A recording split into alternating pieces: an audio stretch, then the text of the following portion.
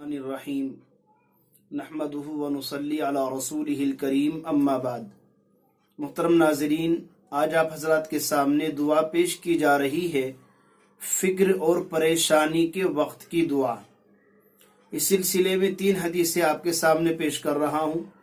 پہلی حدیث کے راوی ہیں حضرت عبداللہ ابن عباس رضی اللہ تعالی عنہما، فرماتے ہیں ان رسول اللہ صلی اللہ علیہ وسلم کان یقول عند الکرب،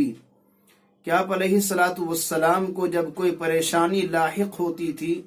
تو آپ علیہ الصلوۃ والسلام یہ دعائیہ کلمات ارشاد فرماتے تھے: لا الہ الا اللہ العظیم الحلیم، لا الہ الا اللہ رب العرش العظیم، لا الہ الا اللہ رب السماوات ورب الارض رب العرش الکریم۔ یہ دعائیہ کلمات تھے، لا الہ الا اللہ العظیم الحلیم، لا الہ الا اللہ رب العرش العظیم، لا الہ الا اللہ رب السماوات ورب الارض رب العرش الکریم، جس کا مطلب ہے اللہ کے سوا کوئی معبود نہیں، وہ بڑی عظمت والا اور حلیم ہے، کوئی مالک و معبود نہیں اللہ کے سوا، وہ رب العرش العظیم ہے، کوئی معبود نہیں اللہ کے سوا، وہ رب السماوات والارض اور رب العرش الکریم ہے۔ دوسری حدیث، اس کے راوی حضرت انس رضی اللہ تعالی عنہ ہیں، وہ فرماتے ہیں: کان النبی صلی اللہ علیہ وسلم اذا کربہ امر یقول، کہ آپ علیہ الصلوۃ والسلام کو جب کوئی فکر اور پریشانی لاحق ہوتی تو آپ یوں دعا پڑھتے: یا حی یا قیوم برحمتک استغیث، یعنی اے حی اور قیوم، بس تیری رحمت سے مدد چاہتا ہوں۔ اور دوسروں سے فرماتے: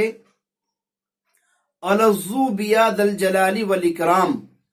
کہ یاد الجلال والاکرام سے چمٹے رہو، یعنی یاد الجلال والاکرام، یاد الجلال والاکرام، اس کو پڑھتے رہا کرو۔ اور خود آپ پڑھتے: یا حی یا قیوم برحمتک استغیث۔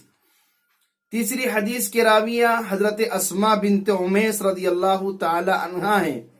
فرماتی ہیں کہ مجھ سے اللہ کے رسول علیہ الصلوۃ والسلام نے ارشاد فرمایا: الا اعلمکی کلمات تقولینہن عند الکرب، کیا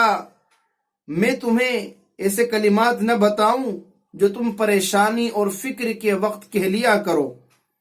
آپ نے فرمایا یہ کہہ لیا کرو: اللہ اللہ ربی لا اشرک بہ شیئا، اللہ اللہ ربی لا اشرک بہ شیئا، یعنی اللہ اللہ وہی میرا رب ہے اور میں اس کے ساتھ کسی کو شریک نہیں کرتی۔ تو یہ 3 دعائیں ہیں جن میں اخیر کی 2 دعا نہایت مختصر ہیں: یا حی یا قیوم برحمتک استغیث، یا پھر یا ذا الجلال والاکرام، یا پھر اللہ اللہ ربی لا اشرک بہ شیئا۔ یہ دعا اللہ کے رسول علیہ الصلوۃ والسلام نے بتلائی ہیں فکر اور پریشانی کے وقت پڑھنے کے لیے۔ اس لیے اگر خدا نہ خواستہ کبھی اس طرح کا کوئی معاملہ ہو، کوئی فکر ہے، کوئی ٹینشن ہے، کوئی پریشانی ہے، تو ان دعاؤں کو پڑھنا چاہیے، اور صرف زبانی نہیں بلکہ دل سے پڑھنا چاہیے، اللہ کی طرف متوجہ ہو کر، تو انشاءاللہ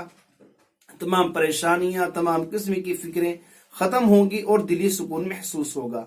اللہ ہم سبھی کو عمل کرنے کی توفیق عطا فرمائے، آمین۔ وما علینا الا البلاغ المبین۔